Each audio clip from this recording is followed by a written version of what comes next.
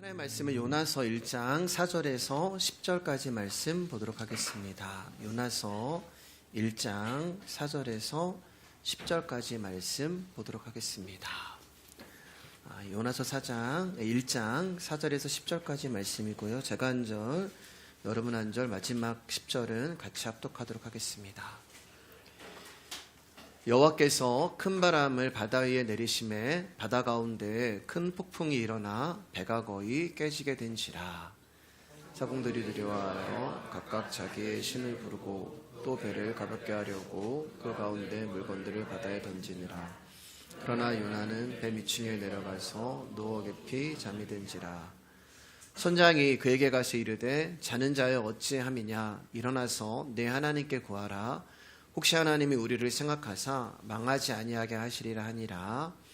그들이 서로 이르되 자 우리가 제비를 뽑아 이 재앙이 누구로 말미암아 우리에게 임하였나 알아보자 하고 그 제비를 뽑으니 제비가 요나에게 뽑힌지라. 무리가 그에게 이르되 청하건대 이 재앙이 누구 때문에 우리에게 임하였는가 말하라. 내 생업이 무엇이며 내가 어디서 왔으며 내 나라가 어디며 어느 민족에 속하였느냐 하니 그가 대답하되 나는 히브리 사람이요 바다와 육지를 지으신 하늘의 하나님 여호와를 경외하는 자로라 하고. 같이 읽겠습니다. 자기가 여호와의 얼굴을 피함인 줄을 그들에게 말하였으므로 무리가 알고 심히 두려워하여 이르되 내가 어찌하여 그렇게 행하였느냐 하니라. 아멘. 오늘 말씀의 제목은 요나와 나의 이야기 두 번째 시간입니다. 옆 사람과 인사하겠습니다. 귀하십니다. 하십니다. 감사합니다. 네. 하나님의 말씀이 요나에게 임하셨습니다. 그 말씀의 내용은 요나에게 니느웨에게 가서 그들의 죄로 인하여 그들이 심판을 받게 될 것을 선포하라는 말씀이었습니다. 그러나 요나는 하나님의 말씀에 불순종하게 되죠. 그 이유는 이스라엘이 죄악 가운데 있음에도 불구하고 그들을 긍휼과 은혜로 대하시는 하나님을 요나는 이미 경험했기 때문입니다. 그래서 하나님이 니느웨를 심판하지 않을 거라는 것을 요나는 이미 알고 있었습니다. 요나는 이스라엘의 원수인 니느웨가 하나님의 말씀으로 인해 구원 얻는 것을 보고 싶지 않았어요. 그래서 그는 하나님의 낯을 피하여 땅끝이라는 다시스로 도망을 치기로 작정한 것입니다. 자신도 죄악으로 인하여 심판받아 마땅한데도 불구하고 하나님의 긍휼과 은혜로 살아가고 있으면서도 그 은혜는 잊어버리고 원수들이 회개하고 구원 얻어서 하나님의 백성이 된다는 것을 요나는 받아들일 수가 없었습니다. 그러나 하나님의 관심은 지난주에도 말씀드린 것처럼 니느웨에 있었던 것들이 아니라 하나님의 관심은 오직 요나에게만 있었습니다. 하나님은 악한 니느웨에도 하나님의 말씀을 듣고 회개하면 용서하고 은혜를 베푸는데 하나님이 선택하고 사랑하는 이스라엘이 말씀을 듣고 죄와 악을 떠나 돌아오면 하나님이 얼마나 큰 은혜를 베풀겠니라는 메시지를 요나에게 주시고 싶으셨던 것입니다. 그러나 요나는 이런 하나님의 기쁘신 메시지를 깨닫지 못하고 결국 자기의 뜻대로 다시스로 가는 배를 타고 도망을 간 것입니다.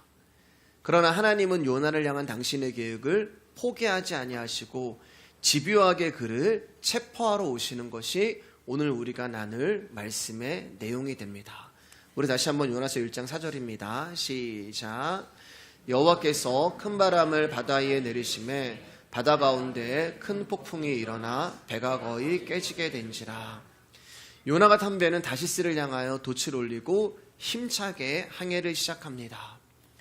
하나님의 얼굴을 피해 다시스로 도망가기로 마음을 먹고 욥바항으로 갔을 때 거기에 마침 다시스로 가는 배가 딱 있었고 그 배에는 자신의 선택에 갈채를 보내주고 인정해주는 동역자들도 있었습니다. 날씨는 왜 이렇게 좋은지 너무 화창하고 바다도 잔잔하며 모든 것이 요나가 원하는 대로 술술 잘 풀리고 있는 것처럼 느껴졌습니다. 요나는 여호와의 얼굴을 피해 도망치면 얼마든지 하나님으로부터 도망칠 수 있을 것이라고 생각을 했습니다. 하나님께 받은 말씀도 하나님께 받은 명령도 내가 싫으면 얼마든지 거부할 수 있다고 안일하게 생각을 했던 것입니다. 그저 요나는 자기의 인생의 주관자와 주인이 자기라고 굳게 믿고 있었던 것입니다. 그러나 이 세상의 그 어떤 사람도 하나님의 얼굴을 피해 달아날 수 있는 사람은 단 한 사람도 없습니다. 하나님이 요나를 사용하시기로 작정하신 이상 요나는 이미 하나님 손에 붙잡혀 있던 것입니다. 도망치는 요나를 하나님이 집요하게 찾아오시는데 요나가 탄 배가 깊은 바다로 나갔을 때 하나님은 큰 폭풍으로 요나를 찾아오십니다. 그리고 그 폭풍으로 인하여 요나가 탄 배는 깨지고 찢어져 결국 침몰할 지경에까지 이르게 됩니다. 우리는 하나님을 피할 수 있다고 생각을 합니다. 얼마든지 하나님을 속일 수 있다고 생각을 합니다. 도저히 피하여 숨을 수가 없는 분임에도 불구하고 우리는 하나님을 피하여 숨을 수 있다고 생각을 하는 것은 우리의 무지요, 우리의 수치가 되는 것입니다. 시편 139편 7절에서 13절입니다. 제가 한 절 여러분 한 절 천천히 한번 읽어볼게요. 내가 주의 영을 떠나 어디로 가며 주의 앞에서 어디로 피하리이까. 내가 하늘에 올라갈지라도 거기 계시며 스올에 내 자리를 펼지라도 거기 계시나이다. 내가 새벽 날개를 치며 바다 끝에 가서 거주할지라도 거기서도 주의 손이 나를 인도하시며 주의 오른손이 나를 붙드시리이다. 내가 혹시 말하기를 흑암이 반드시 나를 덮고 나를 두른 빛이 밤이 되리라 할지라도 주에게서는 흑암이 숨기지 못하며 밤이 낮과 같이 빛이 나니 주에게는 흑암과 빛이 같이 미니이다. 같이 읽을까요? 주께서 내 내장을 지으시며 나의 모태에서 나를 만드셨나이다. 이 세상 하늘이든 이 세상 지옥이든 우리가 피할 곳은 하나님의 시선을 피해 도망칠 곳은 한 군데도 없다는 말입니다.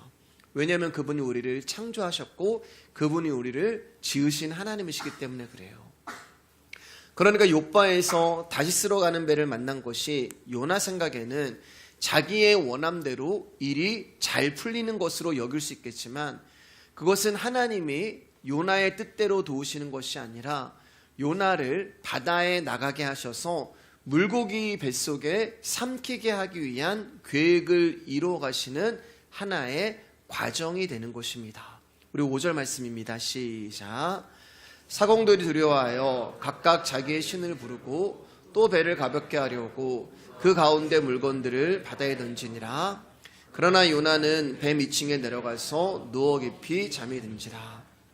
배가 깨어질 지경이 되어서 이제 배가 난파될 지경이 되어서 선원들과 사람들은 자신들이 가지고 있던 화물조차 바다에 던지며 자기들을 살려달라고 자신들의 신을 부르짖기 시작합니다.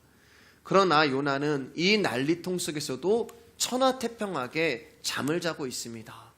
요나의 배짱인지 아니면은 요나의 꼴통 기질인지 아니면 정신 나간 요나의 행동인지 알 수는 없지만 요나는 지금 깊은 잠에 빠져 있는 거예요.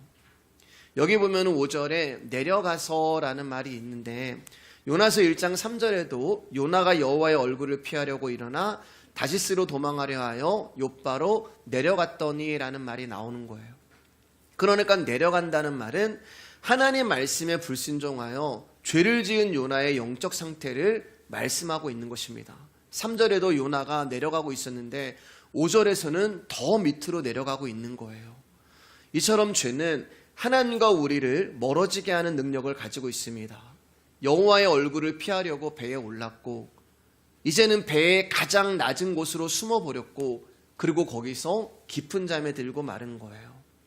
그러니까 지금 요나의 잠은 하나님이 사랑하시는 사람에게 주시는 잠이 아니라 죄가 가져다주는 사망의 잠이 된 것입니다. 즉 요나는 깊은 잠, 잠든 것이 아니라 죽어 있는 거예요. 그래서 일어나지 못하고 있는 것입니다. 5절 말씀 띄워주세요. 그래서 깊은 잠이라고 표현을 하고 있는 거예요. 요나서 1장 6절에서 7절입니다. 시작. 선장이 그에게 가서 이르되 자는 자여 어찌함이냐 일어나서 내 하나님께 구하라. 혹시 하나님이 우리를 생각하사 망하지 아니하게 하시리라 하니리.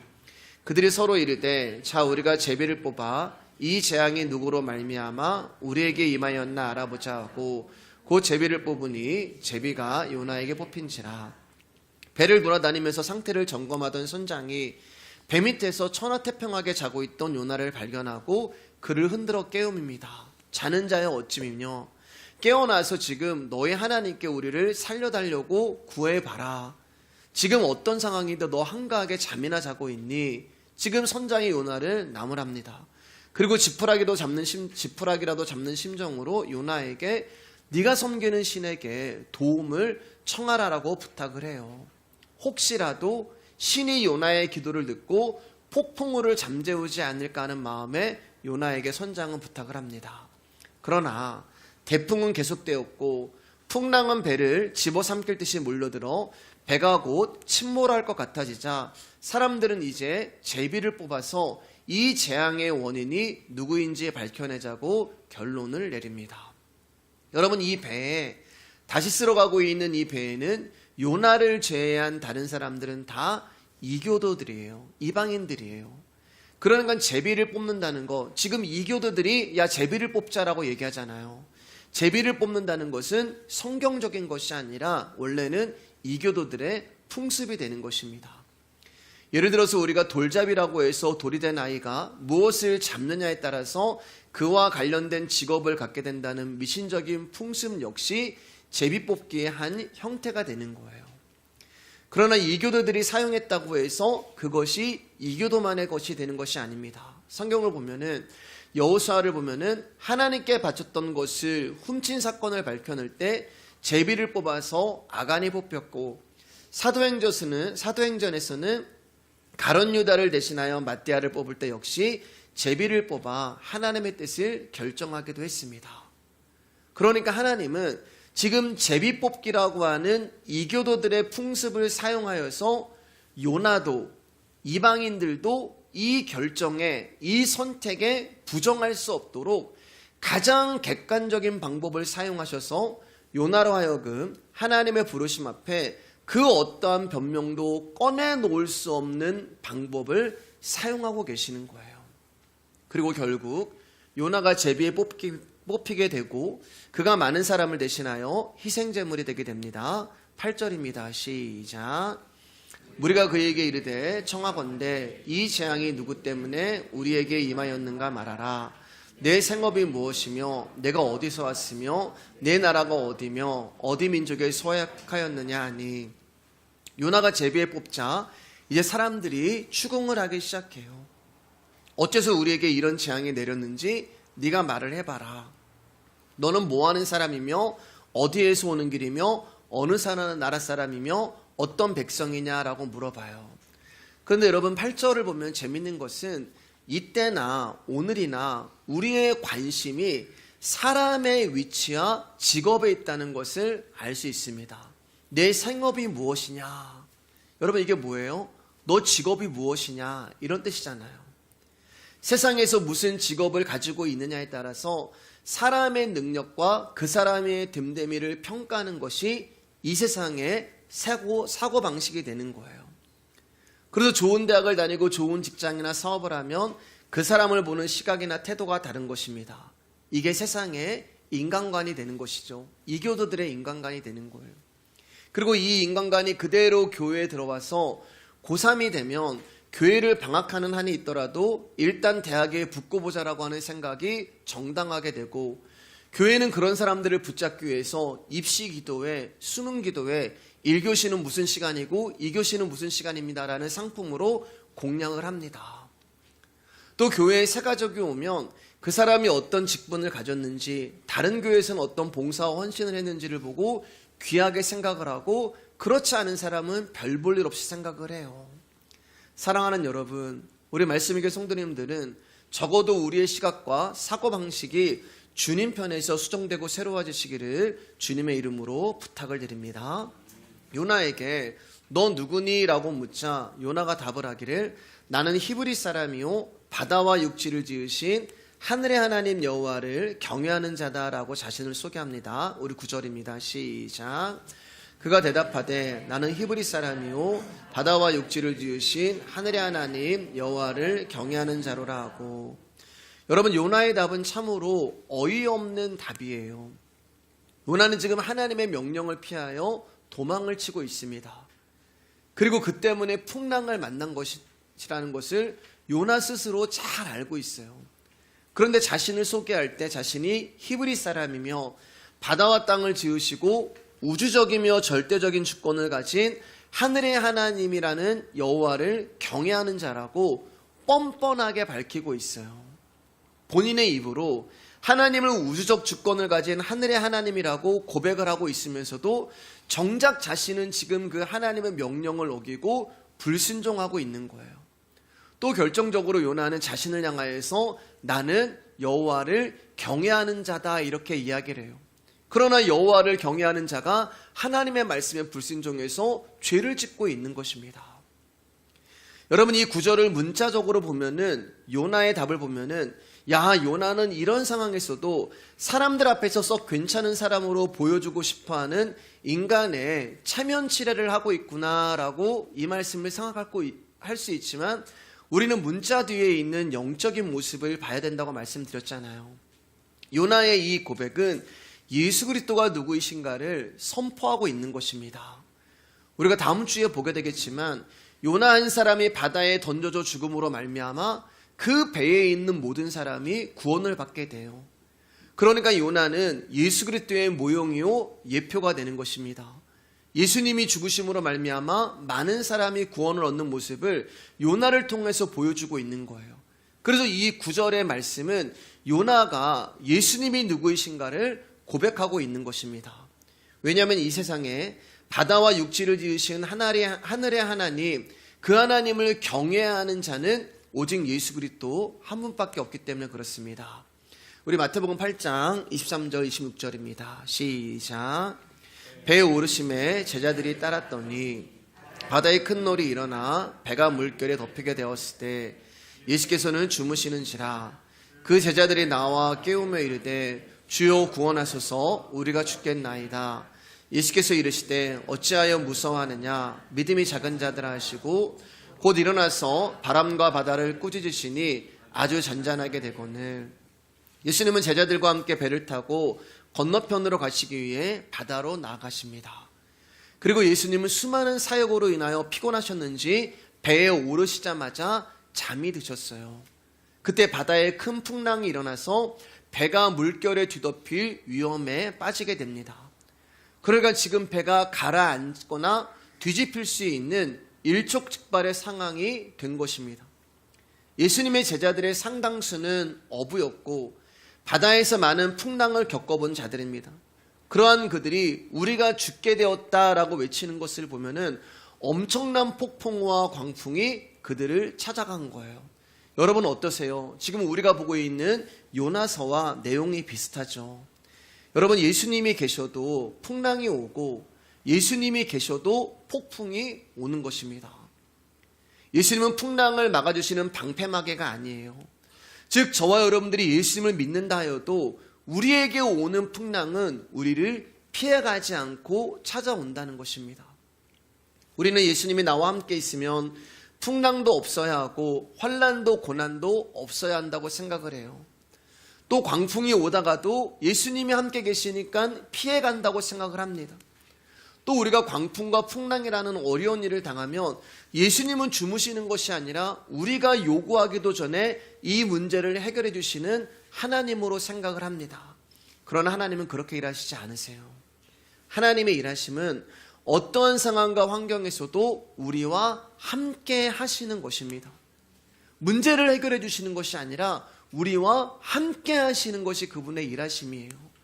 아무리 광풍이 불고 풍랑이 일고 어렵고 힘들고 무섭고 두려운 상황일지라도 하나님의 일하심은 그저 나와 함께 하시는 것입니다.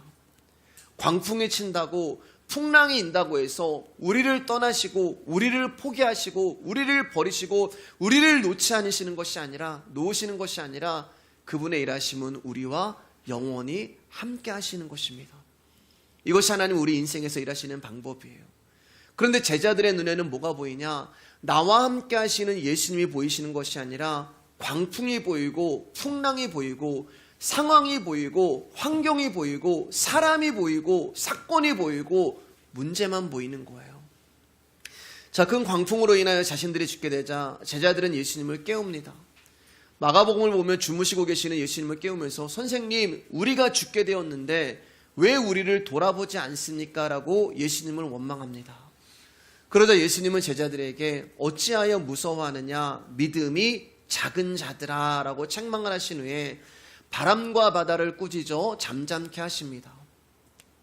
예수님은 제자들이 풍랑에서도 예수님처럼 평안히 잠자지 못하고 무서워했다는 것 때문에 믿음이 작은 자들아 이렇게 책망을 하신 것이 아니에요. 만약 제자들이 풍랑을 보고 무서워해서 그 모습을 보고 믿음이 작은 자들아 라고 이야기하면은 풍랑과 광풍을 보고 안 무서울 사람이 누가 있고, 믿음이 크다는 것은 풍랑을 보고 무서워하지 않는 것이 믿음이야 라고 생각을 할 수 있는 거예요. 그러나 이 세상에 어떤 사람도 배가 침몰되기 직전에 풍랑과 광풍으로 인하여 무서워하지 않을 사람은 한 사람도 없어요. 배에 물이 들어와 죽게 생겼는데 안 두려워할 사람이 누가 있겠습니까?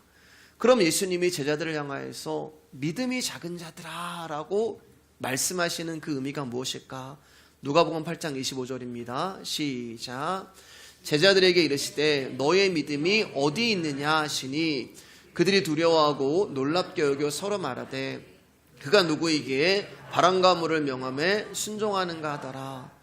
큰 광풍과 풍랑을 잠잠케 하신 예수님이 제자들을 향하여서 너의 믿음이 어디 있느냐, 어디 있느냐. 그러니까 여러분, 믿음은 고정되어 있는 것이 아니고요, 믿음은 움직인다는 말이에요. 예, 살아있다는 말이에요. 어디 있느냐.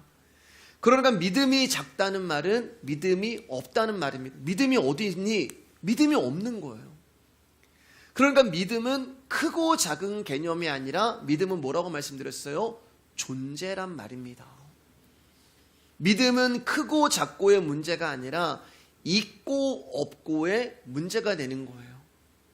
그러니까 제자들에게 믿음이 작다고 하신 것은 너희 안에 믿음이 없다는 것을 말씀하는 것입니다.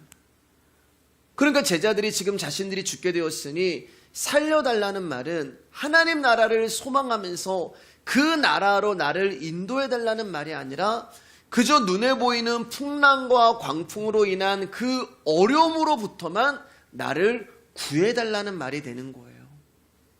이게 예수님을 믿는 제자들의 수준이 되는 것입니다.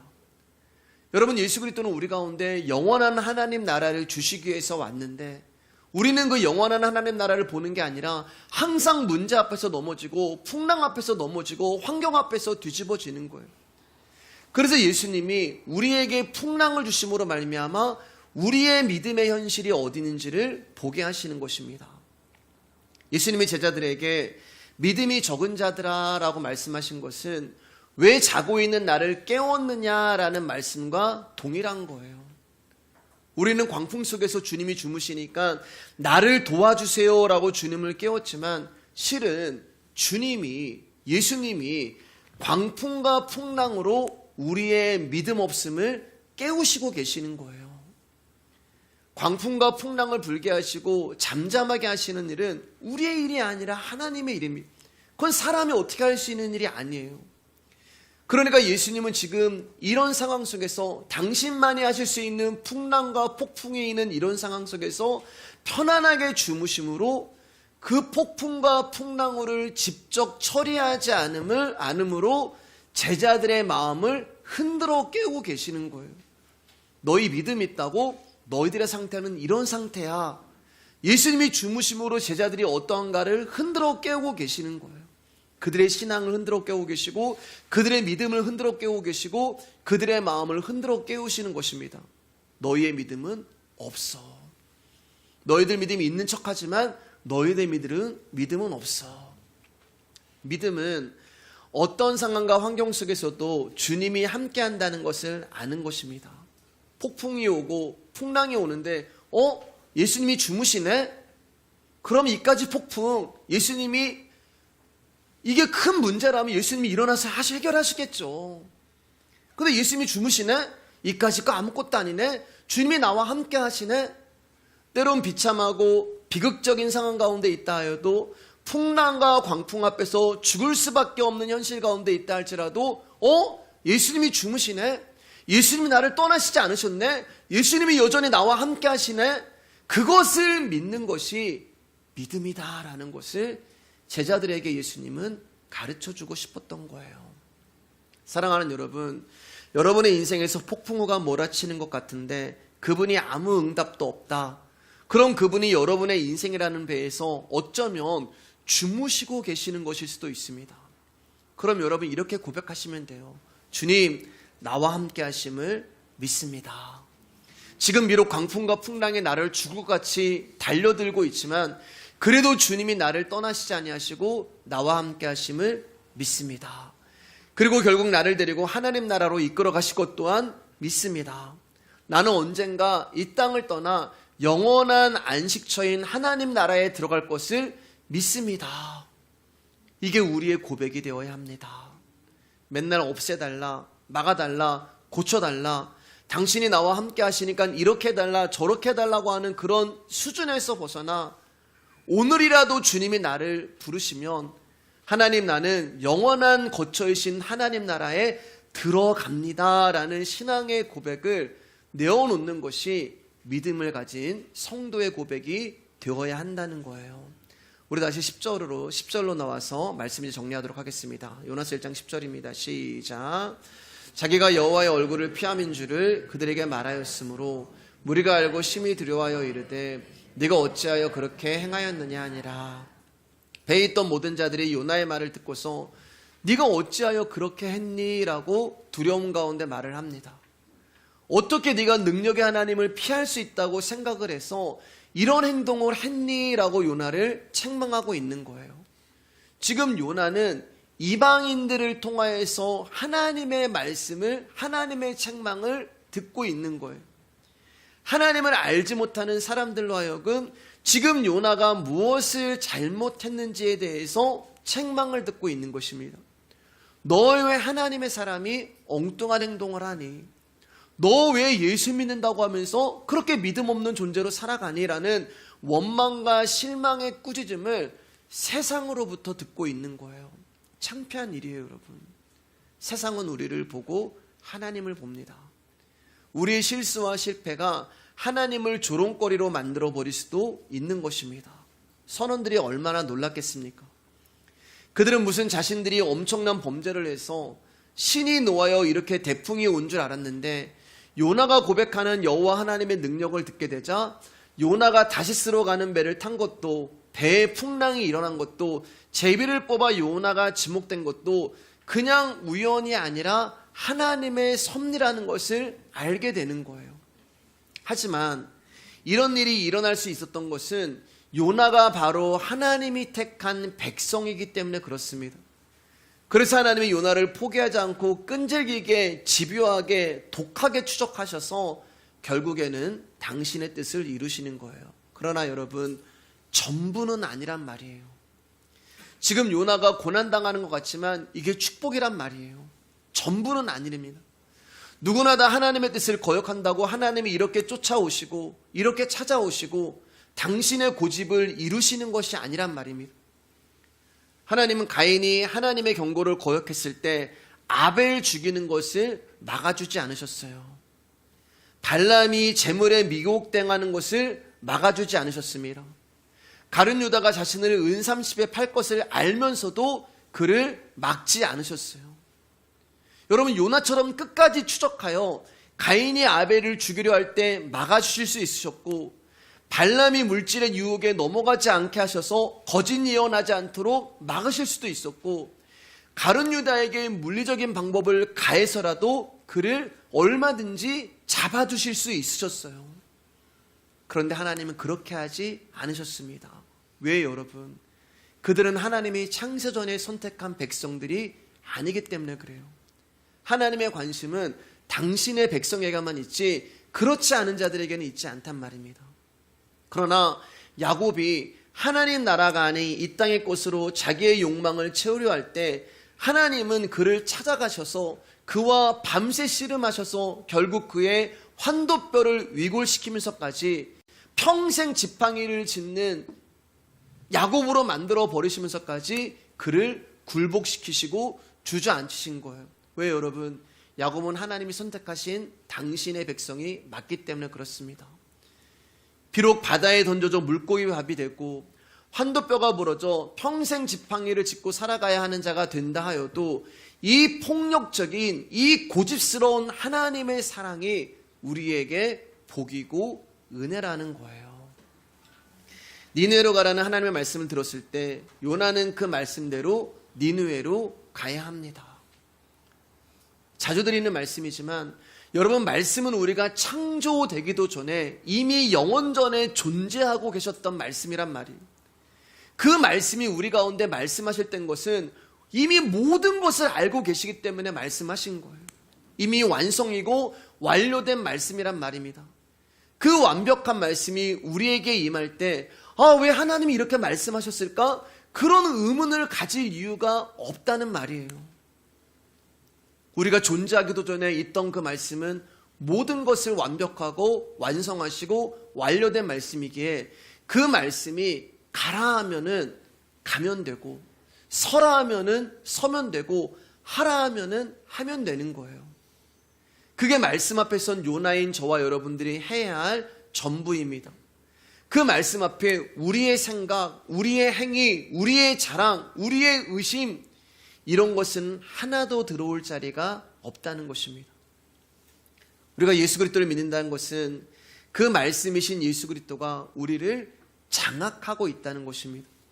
그러기에 성도는 말씀대로 살아가야 하는 자예요. 아니, 말씀대로 살아갈 수밖에 없는 것입니다. 주의 영이 우리를 장악하여 늘 말씀대로 살아가도록 우리를 이끌어 가시는 것입니다. 그럼에도 불구하고 우리라는 존재는 항상 여호와의 낯을 피하여 살아가려고 합니다. 왜냐하면 하나님의 말씀을 담고 살아간다는 것이 고난이라고 생각하고 부담이라고 생각해요. 내가 그 말씀을 담고 살아가면 세상에서 죄를 지을 수도 없고 부정을 행할 수도 없고 내가 원하는 대로 할 수도 없기 때문에 그러기에 할 수만 있으면 주님의 낯을 피하여 숨으려고 합니다. 그러나 사랑하는 여러분, 성도는 주님의 낯을 피할 수 있는 자가 아닙니다. 말씀을 거스릴 수 있는 자가 아니에요. 요나를 기다리고 있던 다시스로 가는 배나 그 배를 위협했던 큰 풍랑이나 요나를 삼켰던 큰 물고기 모두 하나님께서 저와 여러분의 삶을 주관하시고 간섭하시고 개입하시고 인도하시고 이끌어 가신다는 도구들이요 증거들이 되는 것입니다. 요나는 하나님의 뜻을 알고 있으면서도 여전히 내 뜻을 앞세워 살아가고 있는 저와 여러분의 자화상이에요. 겉으로 보면 내 인생을 내가 이끌어가는 것처럼 보입니다. 내 인생이니까 내가 원하는 대로 이끌어낼 것처럼 여겨집니다. 그러나 우리들의 삶은 하나님 손에 붙들려 있으며 나의 뜻과 방법대로 흘러가는 것이 아니라 하나님께 붙들려 하나님의 의도와 그분이 띠띠운 대로 우리의 인생이 결정된다는 것을 여러분 믿으시기를 주님의 이름으로 축복합니다. 그럴 때 우리 힘과 방법으로 원하는 것을 이루고자 한다는 것이 헛되고 헛된 것이라는 것을 알게 될 것입니다. 오늘은 여기까지 하겠습니다.